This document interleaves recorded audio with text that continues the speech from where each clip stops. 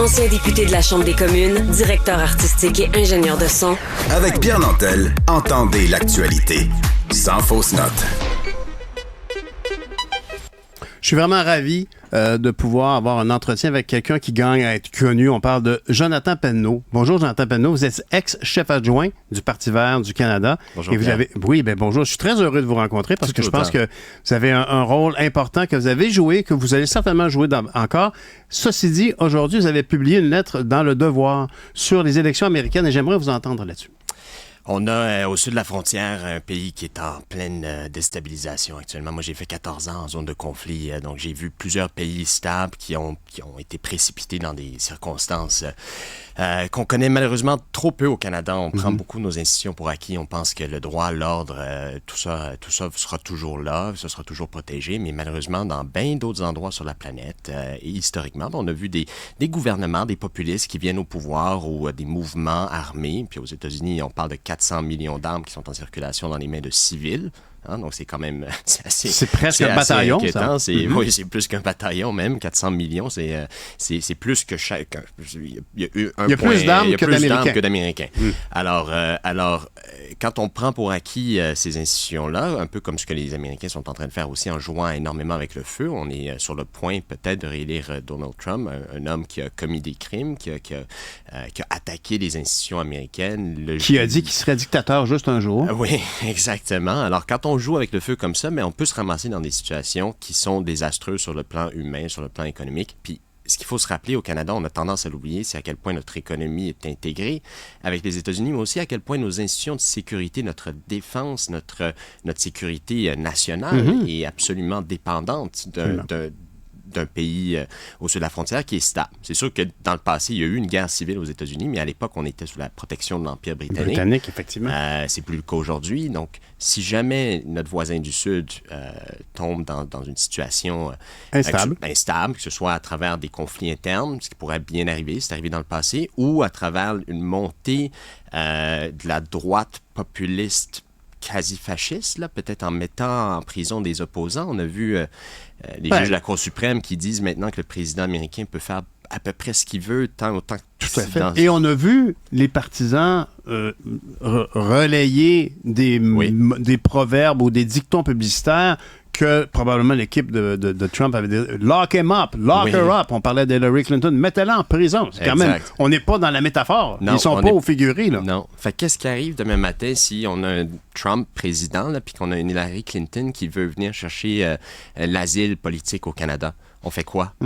Est-ce qu'on est capable de dire fou, on la garde? Non, mais ce que vous évoquez est bouleversant parce que c'est presque comme un film de science-fiction. Ouais. Mais on est effectivement très proche. Ouais. Moi, je me rappellerai toujours que House of Cards, que j'avais dévoré à l'époque en 2013, a été, oui, il y a eu un scandale avec Kevin Spacey et tout ça, mais la réalité, c'est que Donald Trump est arrivé et que les nouvelles étaient encore dépassaient la fiction. Oui, exactement.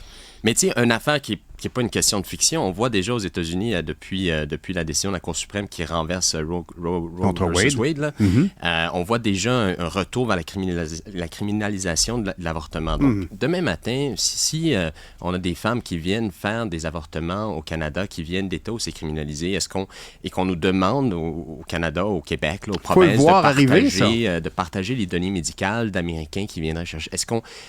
Est-ce qu'on est capable de dire non? Moi, c'est ça la grande question. Est-ce qu'on est capable de dire non dans l'optique où on veut défendre nos valeurs puis de liberté, d'égalité, de droits des femmes? Est-ce qu'on serait capable de dire non à notre voisin américain? Est-ce qu'on a l'infrastructure, une économie qui serait capable demain matin dans l'optique d'un États-Unis qui devient un peu rogue? Là? Est-ce qu'on est capable de défendre ces valeurs-là qui nous représentent? La première chose, quand tu demandes à un Canadien, c'est quoi un Canadien? Ben, souvent, les gens vont dire, on n'est pas des Américains. C'est vrai. C'est souvent la première réflexion. Ouais. En tout cas, ce sont des propos très avisés puis qui sont inquiétants puis qui nous font mettre devant la réalité, mais c'est pas le genre, c'est pas votre genre d'avoir peur de faire face à la réalité. Je suis content qu'on vous reçoive parce que là, vous avez pris la parole sur un autre enjeu, mais la semaine passée, on parlait de vous parce que vous avez quitté le Parti vert. Qu'est-ce qui a fait que vous vous êtes impliqué au Parti vert et qu'est-ce qui a fait que vous avez choisi de partir? Je me suis impliqué au Parti vert parce que c'est peut-être le seul parti depuis 40 ans quand même qui sonne l'alarme par rapport au changement climatique. Donc, c'est un parti qui, dans son ADN de bien des manières, a une vision à long terme de la politique dans un environnement où énormément de décisions depuis les années 90, je dirais. Avec les sondages et tout ça, nos politiciens prennent des décisions qui sont principalement basées sur des impératifs électoraux. Je pense que c'est pas nécessairement la meilleure manière de gouverner un pays, surtout dans le long terme. On le voit avec la crise du logement en ce moment. Absolument. Un enjeu qui est en construction, dans le fond, depuis des décennies. On a désinvesti du logement social, on a désinvesti des coopératives d'habitation, logements abordables. Puis là, on en subit les conséquences aujourd'hui. Mais c'est des décisions qui ont été prises il y a 20 ans. Ben oui. Alors, le long terme n'est pas à la mode, n'est pas assez sexy pour les campagnes électorales qui se tiennent tous les 3 ou 4 ans. Exactement. Donc ça m'a attiré chez les Verts. Maintenant, puis je ne veux pas rentrer dans le détail du pourquoi j'ai quitté ce poste que j'avais avec Elisabeth, qui est quelqu'un d'extraordinaire, que je respecte énormément. Et je peux vous en parler. Oui, je suis sûr. Non, tout à fait. Ouais. Puis, mais je trouve ça très pertinent qu'on s'en parle parce que, de toute évidence, le Parti vert du Canada a perdu une voix très pertinente, un observateur de l'actualité, quelqu'un qui a des bonnes intentions, puis c'est vraiment dommage. Mais la réalité, c'est qu'aujourd'hui, le Parti vert est dans une situation qui m'apparaît très délicate. Son existence même est questionnable aujourd'hui. J'évoquais en ouverture d'une émission la semaine passée que j'évoquais votre départ et j'évoquais que le Parti vert pourrait peut-être disparaître comme le Bloc-Pot a disparu lorsqu'on a légalisé la cannabis. C'est-à-dire que si notre cause pour laquelle le parti existe est réglée, ben là, on s'en va, on fait d'autres choses. La réalité, c'est que la question climatique... Elle n'est pas réglée. Elle ne l'est pas réglée. Non. Et j'ai demandé à M. Deltel de convaincre son chef... son chef Poilievre, oui. de prendre position sur cet enjeu-là. Bonne parce chance. que, ben voilà. Alors, mais aujourd'hui, vous avez décidé de quitter. C'est quand même une question prioritaire pour vous, j'en suis certain. Vous croyez pouvoir faire plus en dehors du parti? Là, la grande question pour moi, la plus importante, je pense, alors qu'on s'approche rapidement des élections fédérales, c'est comment on ne peut pas se permettre Pierre Poilievre.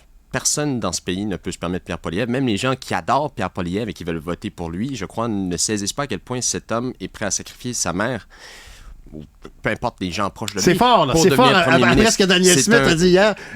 Non, mais dans le sens que le grand danger de Pierre Poilievre, je vous laisse votre liberté d'expression, là, ce que vous venez de dire par rapport à sa mère, mais tant qu'à moi, le principal problème avec Pierre Poilievre, c'est le lip service, c'est de dire exactement ce que les Albertains veulent entendre beaucoup au niveau de la production pétrolière, mais il y a d'autres enjeux qui vous apparaissent plus frappants que ça pour que vous mainteniez... C'est un homme qui est allé dire aux policiers, à l'Assemblée des policiers, qui était prêt à jeter la Charte des droits et libertés aux poubelles. On n'en parle malheureusement pas assez de la Charte des droits et libertés au Québec. Puis quand on en parle dans le contexte de la loi 101 et de la loi 21. Mais ce que je pense que peu de gens comprennent, c'est qu'avec cette clause non-obstant, là, cette clause dérogatoire, on peut déroger au droit à la vie, à pratiquement tous les droits, sauf les droits démocratiques. Alors, on pourrait, demain matin, suspendre habeas corpus. On pourrait, demain matin, rétablir la peine de mort pour certains crimes. Habeas corpus, s'il vous plaît. Habeas corpus, le droit de savoir pourquoi on est arrêté. OK, d'accord. Donc, on t'arrête. On pourrait enlever ça en invoquant la clause non-obstant. On pourrait invoquer ça pour des raisons de sécurité nationale, par exemple, ou des raisons de moralité publique. On pourrait très bien voir demain matin des gens qui disent, puis on l'entend d'ailleurs, ce discours, les minorités sexuelles, les gays, les trans, etc., ils s'en vont dans les écoles, puis ils s'en vont convertir les enfants. C'est un discours qui dans devient l'Ouest, de plus on en l'entend plus. beaucoup. On l'entend au Québec aussi, malheureusement. J'ai rencontré des intervenants jeunesse qui me disent qu'ils voient des parents venir vers eux qui ont peur que leurs enfants retournent dans le placard, dans l'atmosphère politique actuelle. C'est effrayant, c'est terrible. Mais ce discours-là, il existe. Et demain matin, qu'est-ce qui arrive si on dit, un peu comme en Russie d'ailleurs, il y a des lois contre la propagande homosexuelle, par exemple. On pourrait avoir parce que Poilievre, fondamentalement, est un populiste qui s'est fait élire à la chefferie de son parti en convainquant près de 300 000 Canadiens. C'est extraordinaire ce qu'il a fait là, sur un plan politique, mais c'est des gens qui, depuis... vont adopter un principe très important pour quelqu'un et adopter un autre principe très important pour quelqu'un d'autre et faire cohabiter ça en parlant toujours des deux côtés de la bouche. Oui. Il le fait avec le Québec, évidemment. Il le fait avec le Québec. C'est un homme qui... c'est un homme très intelligent. Habile. Mais habile, puis c'est un grand menteur. Là. Le gars, ça fait 20 ans qu'il est au Parlement. Ça fait 20 ans qu'il vit aux frais de la reine. Là. Puis là, il habite dans sa maison subventionnée et prétend parler au nom des soccer moms puis des hockey dads, alors que le gars, il n'a jamais eu de job. Il n'a jamais rien fait d'autre que la politique. C'est vrai qu'il était jeune pour avoir été... Moi, j'ai siégé avec lui à l'époque. Ben oui. C'était vraiment comme un petit fin finot, là, un petit ratoureux à l'époque. C'est ça. Ben, c'est encore un petit ratoureux. Puis là, il est en train de se faire passer. Mais il joue avec le feu dans une usine de pétrole. Exact. Et pour moi, c'est très clair que ce gars-là, déjà, en ce moment même, il attaque les fondations des institutions canadiennes. En disant comme ça, moi, si les juges de la Cour suprême disent que telle loi n'est pas légale, je vais invoquer la clause de non-obstant. Ça, pour moi... Un gouvernement fédéral n'a jamais fait ça. Alors là, que demain matin, on aurait un premier ministre qui dirait, on va invoquer la clause de non-obstant. Après tout, certaines provinces l'ont fait. Il y a un précédent. Donc, d'avoir ça, d'une part, puis de quelqu'un qui, en plus... il promet tout là, en ce moment. Il est dans la même logique bien sûr. que Justin Trudeau. Ça va créer énormément de disappointment, des gens déçus par la suite qui vont... Puis ça réduit la confiance envers les institutions. Puis on n'a pas le luxe de ça. Jonathan Penneau, j'apprécie beaucoup l'urgence de vos propos. Je pense que c'est extrêmement pertinent. On vous qualifie d'ex-chef adjoint du Parti vert du Canada. C'était quand même toute une mutation pour le parti que Mme May, que moi j'appelais gentiment Mère Nature. Quand j'ai décidé de migrer du NPD au Parti vert, j'ai dit, écoutez, la question climatique, c'est la question qui devrait monter en haut de l'agenda de tout le monde. J'ai décidé de faire équipe avec Mère Nature. Ça n'a pas passé, puis à longueur, on ne m'a pas choisi. Mais vous étiez dans une position fantastique. Quel est le futur qu'est-ce qu'on doit faire comme citoyen? On doit écrire à nos députés pour leur dire que la question climatique est la plus importante? Que faire? Premièrement, tout est politique. Là. Fait que tout le monde fait de la politique d'une manière ou d'une autre, dans nos choix de consommation, dans nos attitudes envers les uns les autres. Là. Puis on a une société qui, actuellement, je trouve qu'il y a énormément de colère. On a très peu de patience les uns envers les autres. Ça, c'est malheureux. Puis ça, c'est quelque chose qu'individuellement, chacun d'entre nous peut faire quelque chose là-dessus. En fait, mais il faut faire quelque chose, comme tu dis. C'est ça. Puis ça, c'est dans nos mains. Donc, ça, c'est entièrement dans nos mains. Mais maintenant, sur la crise climatique, c'est clair pour moi que ça demande un changement de paradigme complet. Ça va demander de faire des choix audacieux pour les politiciens, mais aussi pour les citoyens. Là où j'ai un grand problème, c'est que présentement, sur la scène politique canadienne, comme québécoise aussi, il y a un manque patent de leadership et d'idées. On réchauffe les mêmes plats de manière constante depuis pratiquement 40 ans. Ouais. On essaie de les servir avec peut-être un petit peu plus de sel ici, un petit peu plus de poivre là, mais au final, on a besoin d'une nouvelle cuisine entièrement. Il faut qu'on réfléchisse complètement de la base à notre système économique, à comment est-ce qu'on... C'est quoi le bien vivre? Puis là, pendant la pandémie, je pense qu'il y a bien des gens qui... ça a été très, très difficile pour bien du monde, mais si on se souvient, le tout début, là, quand les gens pouvaient travailler à la maison, il y avait comme une espèce de...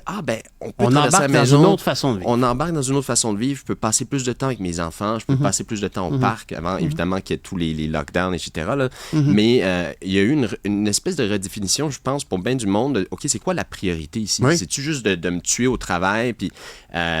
On a vécu, c'était possible de changer de paradigme avec la pandémie. Exact. En bout de ligne, on était heureux de retrouver notre bonne vieille façon de faire les choses. Et aujourd'hui, le nombre de voyages est plus fort à l'international en avion qu'il ne l'était avant la pandémie. Ouais. Mais c'est là que vous dites qu'il faut que tout le monde fasse un choix à l'interne. Mais quand même, on peut. Je ne cesse de dire que c'est aux politiciens, aux politiciennes d'encadrer notre façon de vivre le moins possible au niveau de restriction des libertés, mais d'établir un cadre de vie pour que nous, on puisse avoir la paix. Moi, je suis tanné de parler de la crise climatique. Il faut l'inspirer aussi. Il faut qu'il fasse quelque chose dans l'autre ce nouveau cadre-là. Puis je pense qu'on peut l'inspirer en se remettant à parler de la communauté, en se remettant à parler de... C'est quoi l'essence de la vie, au final? Quand on va mourir, là, puis on va tout passer par là. Oui, bien sûr.